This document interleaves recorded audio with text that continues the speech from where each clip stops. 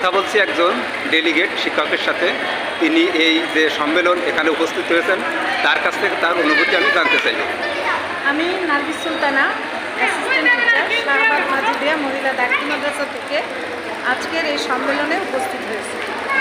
আচ্ছা, আপনারা কোন উদ্দেশ্যে এখানে উপস্থিত হয়েছে?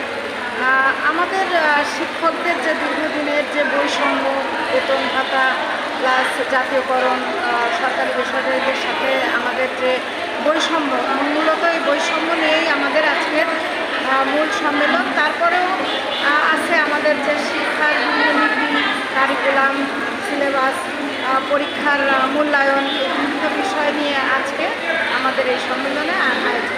আচ্ছা, আপনার কি শিক্ষা ভাতা পান? আপনার তো শিক্ষক।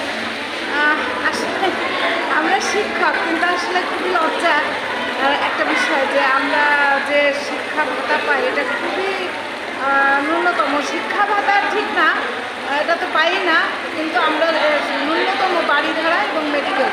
আর বোনাস কত পান? বলার মতো না। বোনাস কত পান? বোনাস তো সেই অনেক আগে থেকে আমাদের দিচ্ছে, সে 25%, যেখানে আমাদের কর্মচারীরাই পায় 50%, সেখানে আমরা 25%। এটা তো আসলে আমাদের জন্য খুবই লজ্জাস্কর।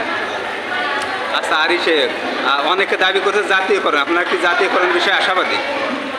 অবশ্যই আশাবাদী, কেননা যেখানে প্রাথমিক বিদ্যালয়গুলো প্রাথমিক শিক্ষককে বাধ্যতামূলক করা হয়েছে, তাদেরকে একযোগে জাতীয়করণ করছে সরকার, কিন্তু সেখানে দেশের বৃহত্তর যে প্রতিষ্ঠান, বেসরকারি শিক্ষা প্রতিষ্ঠান 97% শিক্ষা প্রতিষ্ঠান, সেই প্রতিষ্ঠান জাতীয়করণ হবে না, এটা তো আসলে দুঃখজনক ব্যাপার। অবশ্যই আমরা আশাবাদী যে আমাদের সরকার সর্বতোভাবে চেষ্টা করবেন আমাদেরকে জাতীয়করণ করানোর জন্য।